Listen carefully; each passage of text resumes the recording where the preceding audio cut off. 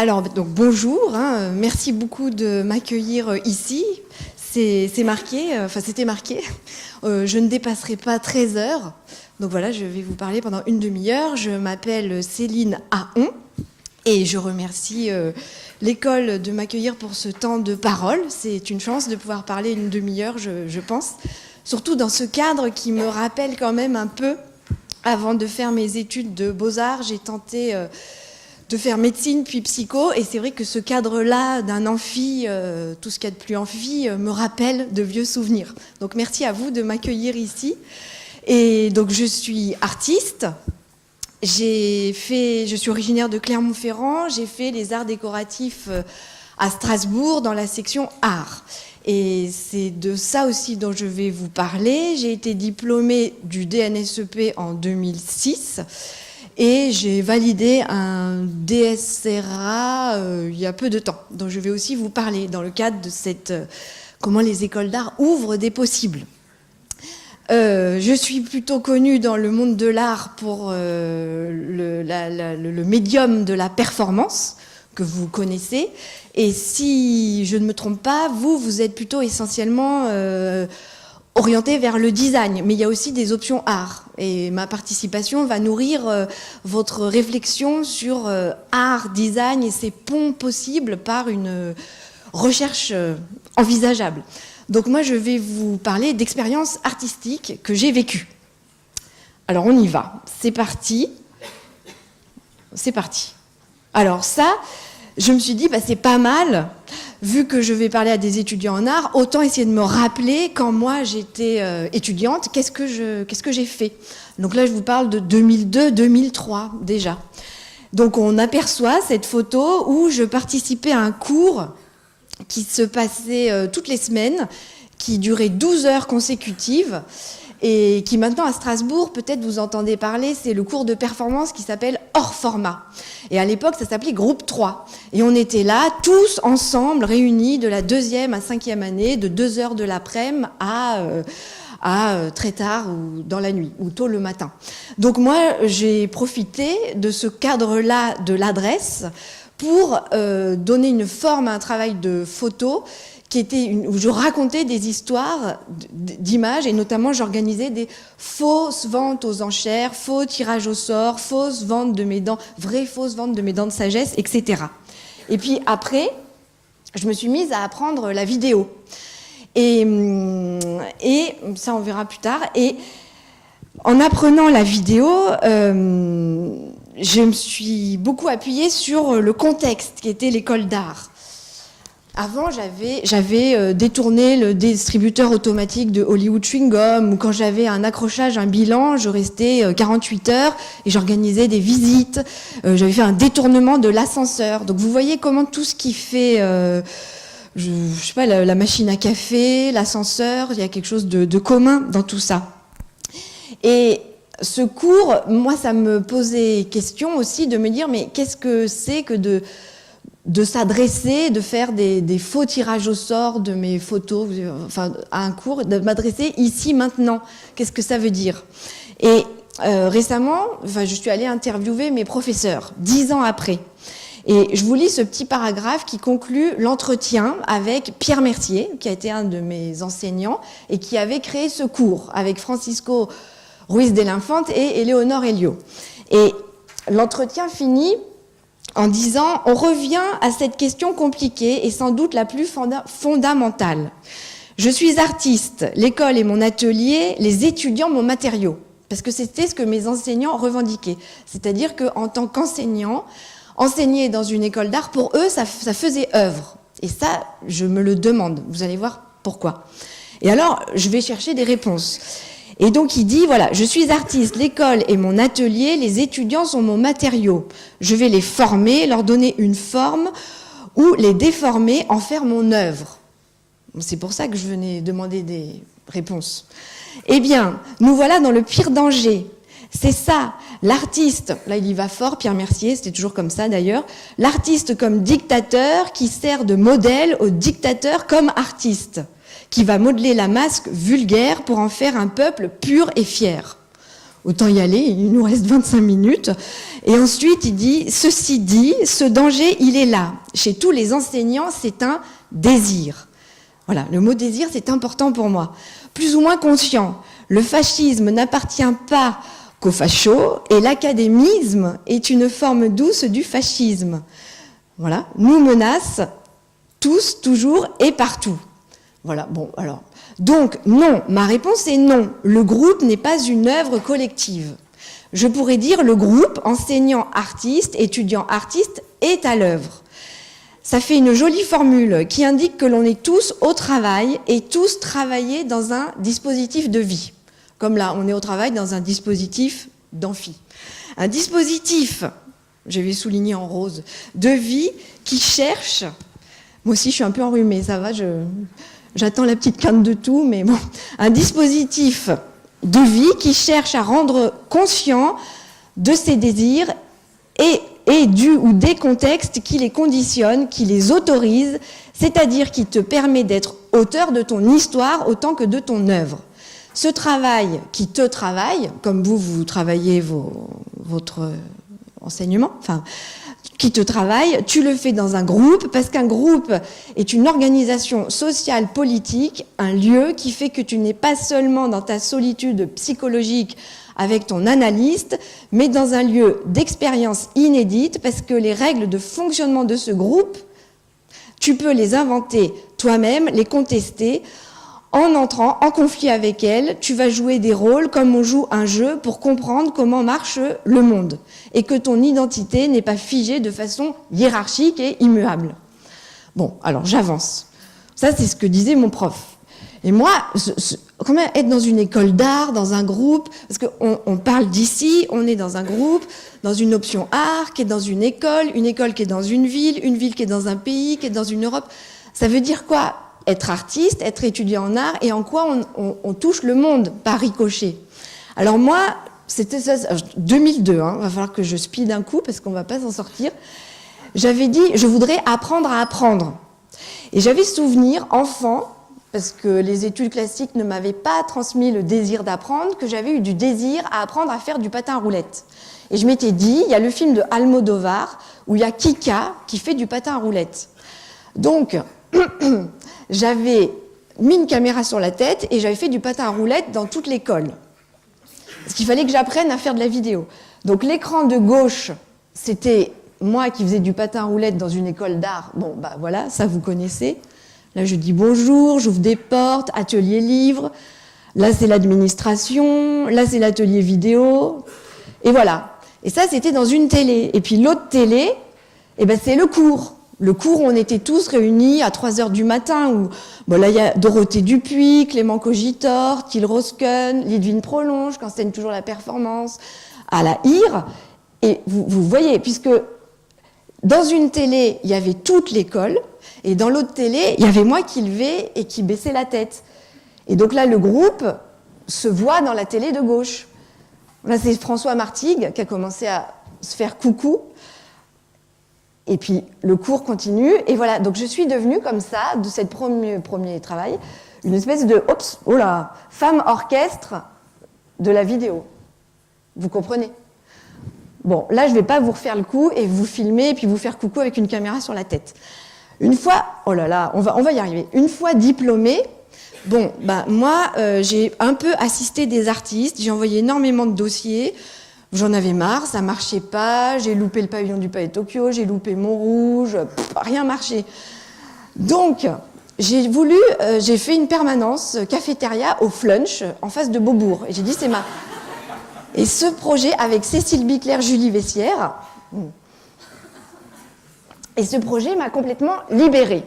Et puis, à côté, quand même, j'avais une certaine souplesse, robustesse. J'étais sur Paris, donc forcément, je faisais quelques vernissages, etc. Je rencontrais des institutions, le monde de l'art. Et puis, vous savez, dans la hiérarchie du centre d'art, il y a l'artiste invité, ce qui est mon cas, une expo à la Ferme du Buisson, 600 mètres carrés bientôt. Alors que je n'ai ni atelier, ni galerie, ni stockage. Voilà. Il y a l'artiste invité, il y a l'artiste régisseur. Donc attention, soyez vigilants parce que c'est voilà. Et puis il y a l'artiste qui fait les ateliers pédagogiques. Et pendant 10 ans, j'ai fait énormément d'interventions. classe à Pâques, CLIS, Ulysse, SECPA, des PAG dans la campagne, adultes, enfants, prison, hôpital, non, pas encore. Et donc là, j'ai fabriqué ce qu'on appelle des machines à voir. Voilà, donc qu'est-ce qui fait image, comment on devient l'image qu'on croit être.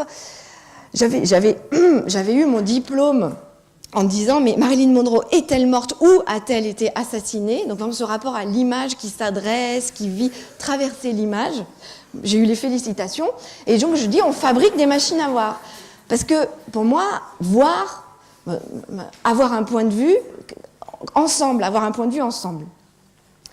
Alors on fabrique les machines à voir et je me retrouve dans une nouvelle situation d'apprentissage où les enseignantes, on se rencontre avec confiance. Et puis alors voilà, on fabrique des machines à voir, on fabrique les modes d'emploi, on se met à faire des films, tout ça avec du carton, beaucoup. On fait des faux claps, donc la résidence en collège, enfin vraiment énormément d'expérience. À chaque fois, le rapport, donc qu'est-ce qui fait que la rencontre opère dans cet apprentissage réciproque? Et qu'est-ce qui fait que moi, en tant qu'artiste, qui a vécu une forme d'émancipation du fait de pouvoir faire les beaux-arts, me retrouve dans des classes où les codes de l'art ne sont pas forcément acquis par les enseignants avec qui je m'adresse. Et quand un enseignant me reçoit, une enseignante, elle me dit « Oui, alors on va accueillir l'artiste ». Et on voudrait illustrer le conte de Tommy Ungerer ou les souris. Et moi je dis mais oui, on fait ça. Au lieu de dire bah, mettez-vous là, je vous filme et puis voilà, je dis mais allons-y. Je préférais être instrumentalisée que d'instrumentaliser des gens qui n'avaient pas passé 5 ans à faire des études extrêmement joyeuses avec des enseignants très engagés. Alors donc on y va. Et puis donc à chaque fois, il y a une petite forme. Bon, évidemment, moi je passe une nuit blanche à graver 30 DVD pour que tout le monde soit content, reparte avec son DVD. Donc on va faire la projection au cinéma du village du coin. Et puis alors on se met comme quand on trie les noix, on fabrique les invitations. Et donc là je découpe rendez-vous. J'ai fait des CLEA aussi, contrat local d'éducation artistique. Là on a 18 structures et je fais tout ça. Donc on fait toujours des choses. Voilà, par exemple là on avait fait ça se voit, hein, un faux téléphone. Là, on a fait un faux caillou. On représente le monde ensemble. On y va. Ça, c'était très, très bien. C'était à la Maison Salvant, près de Toulouse. C'était dans un ESAT, établissement de soins et d'aide par le travail. Peut-être vous connaissez. C'est donc une industrie qui, pour des personnes qui ont le statut d'handicapé, mais qui peuvent faire des gestes répétitifs mécaniques. Bon, voilà, donc ça c'est autre grand sujet. Et puis là, c'était des personnes d'un ESAT, qui travaillent dans un ESAT, mais qui commençaient à être fatiguées plus tôt. Et ça s'appelait les travailleurs du temps libéré. Voilà. Et ça, c'est Marc qui adorait les cailloux. Donc moi, je disais, bah oui, Marc, pour moi, faire la photo, c'est faire le petit poussé à l'envers.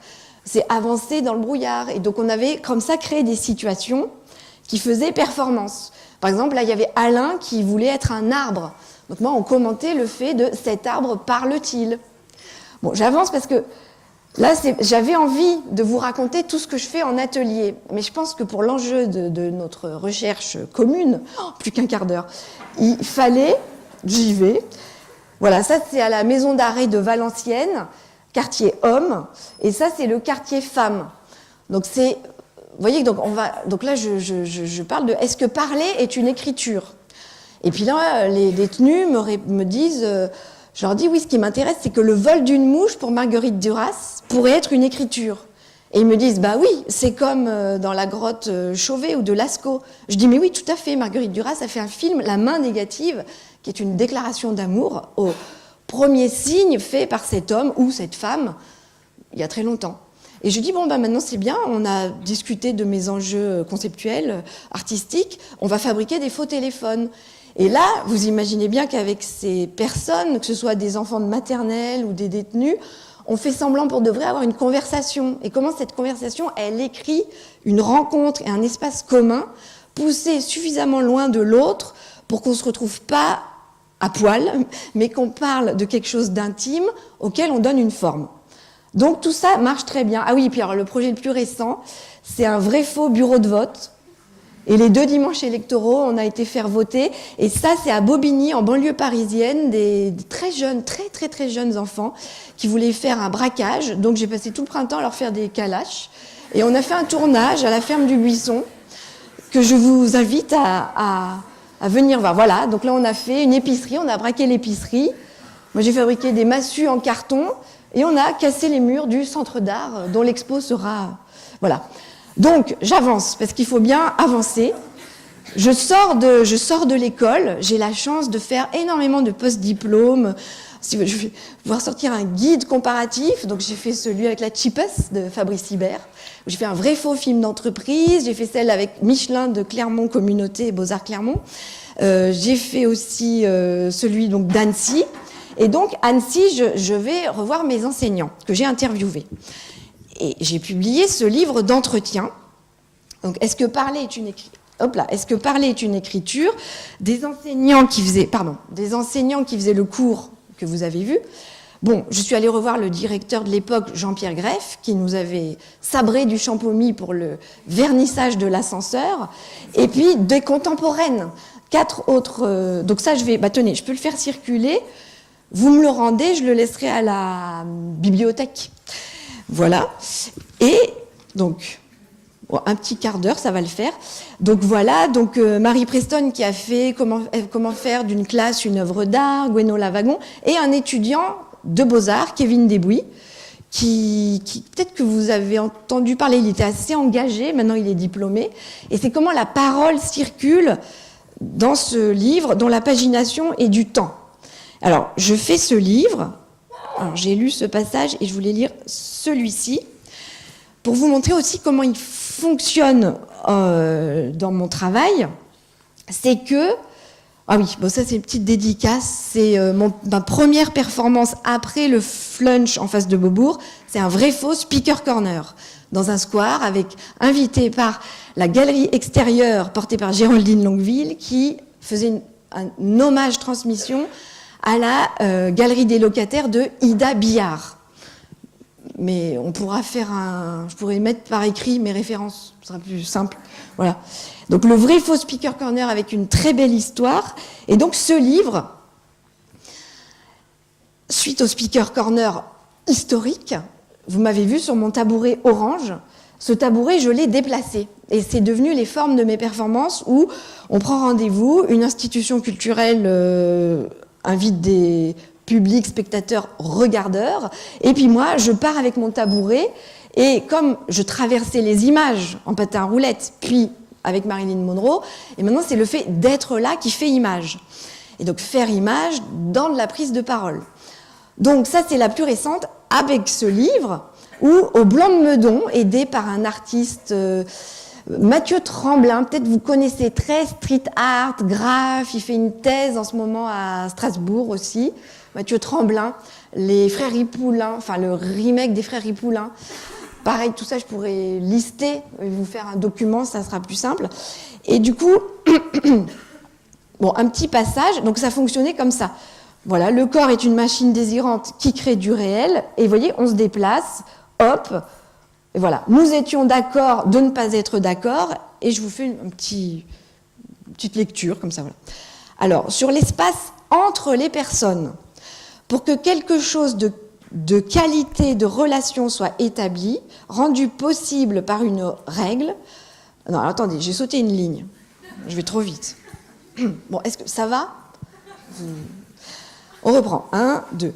Donc, sur l'espace entre, c'est ça dont je voulais vous parler, l'espace entre les personnes, pour que quelque chose de qualité de relation doit...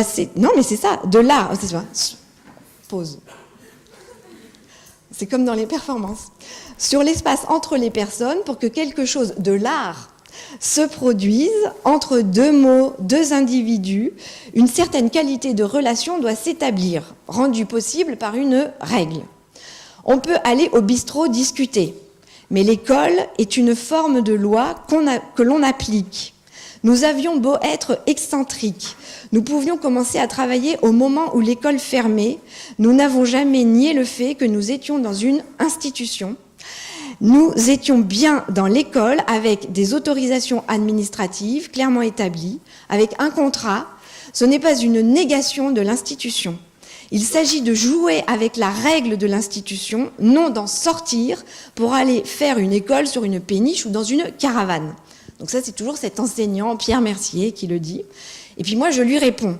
Pour moi, c'est important, en effet, que nous soyons dans le cadre de l'école et qu'un autre se crée au sein du cadre de l'école et que quelque chose circule entre ces deux cadres pour qu'une transmission ait lieu et qu'un désir, je l'ai encore mis en rose, d'apprendre apparaisse. Pour que cela se construise, et il faut des règles et une confiance.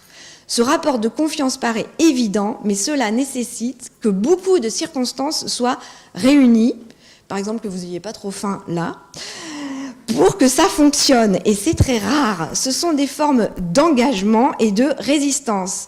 Et cela se fait parfois dans des équilibres intermédiaires qui évoluent et qui changent. Voilà. Eh bien, c'est pas mal. Il me reste 10 minutes. Donc, j'ai envie de vous parler de deux... Rien n'a jamais cessé de commencer, mais ne vous inquiétez pas. 10 minutes. Je vais faire 3, et ça fera... Voilà. Donc, je fais ces ateliers et je me retrouve aussi en résidence dans un lycée agricole. Expérience géniale, tout se passe bien, on fait...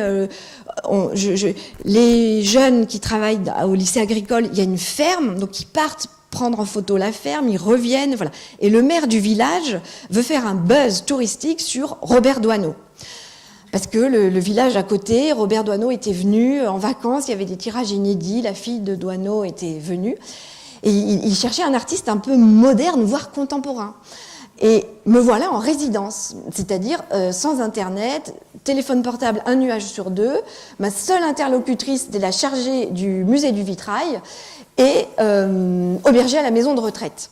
Et donc, alors je suis en résidence. Et là, il y a marqué, je vous lis, concours de belote des aînés mélusins, 23 octobre, 13h30. Rencontre photo, Céline Aon, basket féminin, national 3. Et là, je me suis censurée, il y en a une quatrième, c'est drogue et cerveau, conférence, tout savoir. Et je me dis, mais moi, c'est bon. Moi, quand je suis au flunch, quand je suis sur mon tabouret orange, ça me suffit. Mais non, il fallait quand même un peu plus.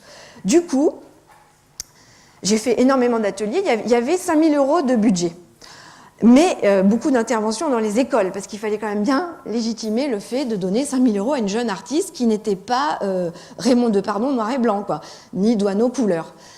Et là, je me dis, mais si je pars marcher avec mon tabouret, on en a pour 8 heures, je ne vais pas leur faire des balades insolites en lisant des extraits de livres. Et je vois passer une 4L orange, et je dis, on va faire un film performance. Alors voilà, donc je contacte le club théâtre du coin, c'était les enseignants, et je crée des situations. Ça, c'est la mouche de Duras, vous l'avez reconnue. Bon, donc je vais aller vite. Bon, ça, c'est la boucherie du coin, voilà. Et nous avons dessiné une ligne orange. Et comme disaient les gars de la DDE, pour une fois qu'on ne vient pas nous dire que c'est pas assez salé et qu'il n'y a pas assez de sécu, moi je vais leur dire, messieurs, j'aime beaucoup vos camions, voudriez-vous participer ? Et tout ça pour le dire assez vite, parce que avant que je m'autodétruise, je voudrais parler de 2 projets comme ça, que le commun, du fait de ma position perdue dans la campagne, du moment où j'ai dit on va faire un film performance et pas une captation de performance, tout s'est mis, si j'ose dire, en branle. C'est-à-dire que j'ai eu des camions, les autorisations, le site gallo-romain, et on a pu décaler de quelques degrés la réalité. Une maison verte, alors... Bon, pareil, ça c'était pour le voir, il y en a eu 2 de films performance. J'enverrai, vous avez un truc commun, vous pouvez tous cliquer, en faire ça. Parce que là, sinon je m'étais dit, je vais leur dire 31, 50, 74. Bon, voilà, hop. Et pour vous montrer comment je montre ces films. Alors, quand on est jeune artiste, on participe à des salons de jeunes créateurs. C'est comme la FIAC en moins bien. Enfin, en différent, parce qu'on est auto-régisseurs, auto-médiateurs, auto-artistes, tout ça. Et c'est très bien, et il faut le faire. Et du coup, moi j'avais dit, bon, j'ai fait un film performance, je vais demander la maison verte, une maison toute verte, et une boîte noire pour projeter le film. Et puis je vais mettre ma table de camping, c'est comme le tabouret. Il y aura des papiers avec les mots qu'il y a dans le film. Et puis j'accueillerai. Donc voilà, donc les gens venaient. Et puis en fait, sur le salon, on avait froid. Donc je demande à la dame de la mairie qui nous accueillait, qui nous drivait un peu, est-ce qu'on peut avoir une bouilloire? Comme ça, on se fait des petits thés, puis tout va bien. Et elle me dit, mais qu'est-ce que vous croyez? Moi aussi, j'ai froid. Non, on n'a pas de bouilloire, quoi. Je dis, c'est pas grand-chose, une petite bouilloire. On est 30 jeunes artistes, on est sympa. On squatte tous à l'auberge de jeunesse, on a loué nos camions. Voilà. Et ça se tend un peu. Et puis finalement, on a la bouilloire. Simplement, sans le cadre de l'institution, on le décale un peu. Et ma maison, mon stand vert est devenu la cafette du salon. Et ça, c'était pour moi une vraie réussite. Voilà. Donc il y avait matin petit-déj, et puis le soir apéro. Rapidement, cet autre film, le FRAC Île-de-France, me demande d'intervenir dans la vitrine. Donc la vitrine d'un FRAC, la vitrine de ce FRAC, c'est là où il y a des ateliers pédagogiques. Voilà. Mais c'est une vitrine dans la rue. C'était peu après la deuxième vague d'attentats, donc on ne pouvait pas... Moi, je voulais faire des choses dans la rue, voilà. Bon, non, il fallait que le public soit à l'intérieur. Je dis, aucun problème, on renverse les cadres de l'art. Et donc, vous voyez, là, ça se passe de commentaires. Le public est à l'intérieur, je suis dehors, je suis raccordée avec un petit micro. Les enceintes sont un micro-cravate. Les enceintes sont à l'intérieur. Et là... des gens passent. Donc là, j'ai une orange en plastique. Je dis, on est d'accord, ceci est un faux fruit, mais c'est une vraie image d'orange. C'est une orange en plastique. Alors la dame passe. Je dis, entendez, clac, clac, on a fait top, top. Donc vraiment, signe son sens. J'avance. Donc ceci, c'est l'image du mouvement. Et dans cette rue, il y a beaucoup... Bon, je pense que je ne vais pas projeter la vidéo. Ça va. Il n'y a pas de souci. Donc voilà. Donc, vaut mieux que vous alliez voir les vidéos tranquilles dans le cadre de vos écrans. Et puis je vous raconte comment je mets en performance les images dans du commun. Donc ça, c'est des jeunes, juste à côté du FRAC Île-de-France, il y a des jeunes, enfin voilà, et donc j'avais mes ballons. Donc c'est parce que dans le film, il y a ça, c'est l'image du mouvement, puis je jette derrière la caméra. Et donc ils viennent, et puis je leur donne les ballons, et puis je leur dis, regardez, il y a le public à l'intérieur. Et ça fonctionnait très bien. Bon, est-ce que je peux raconter 2 autres projets ou c'est trop marathon? Ça va, non? Je ne me dépasserai pas. Vous avez mangé des petits trucs, quoi. Alors, rapidement, tous ces ateliers pour enfants, j'en avais marre d'être avec mes pauvres 30 DVD. Je postule à ce qu'on appelle des 1% artistiques. Donc, il faut tous que vous vous inscriviez à la frappe, la good news de la frappe.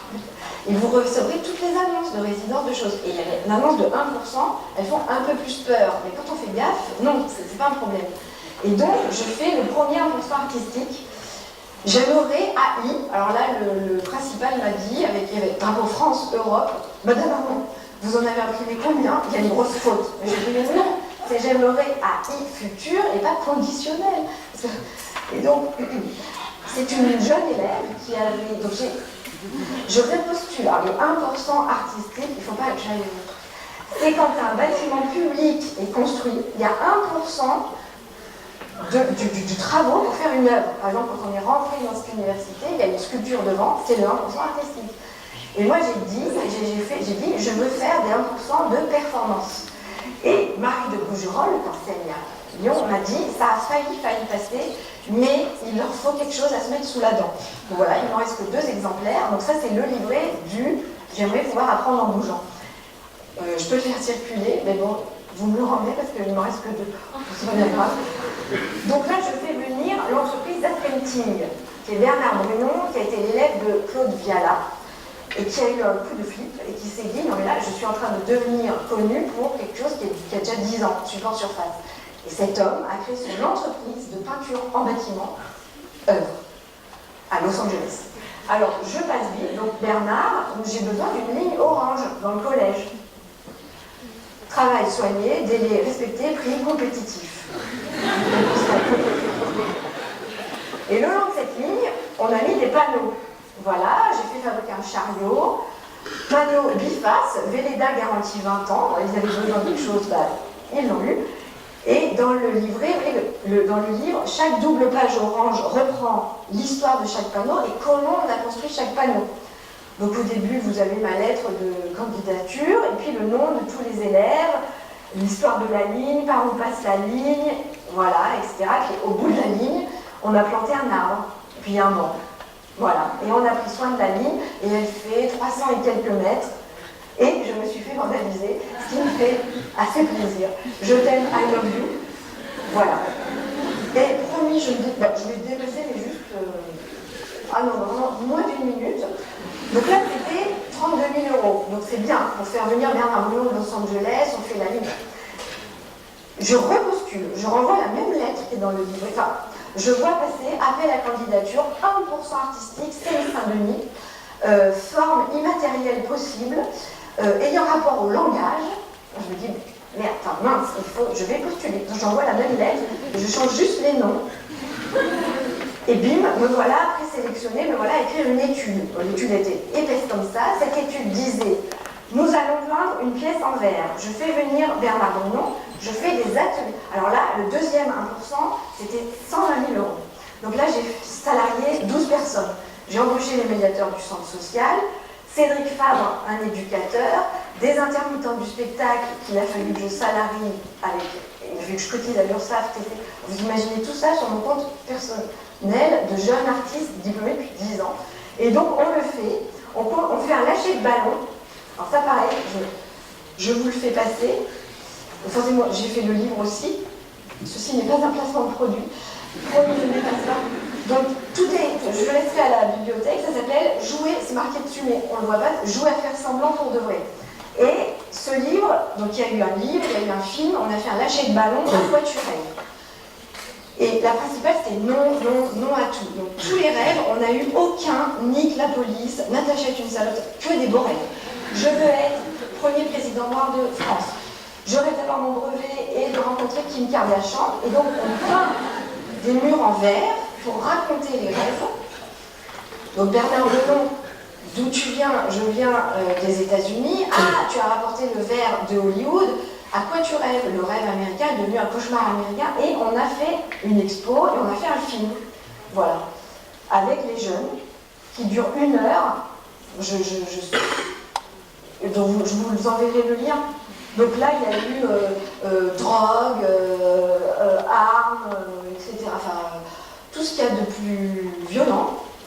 J'avais envie de passer une petite séquence, mais non. Et ce film est projeté et remis en pause, et les jeunes viennent rejouer des scènes. Voilà. Écoutez, je crois que j'ai dépassé les 2 minutes, mais j'ai en gros tout dit.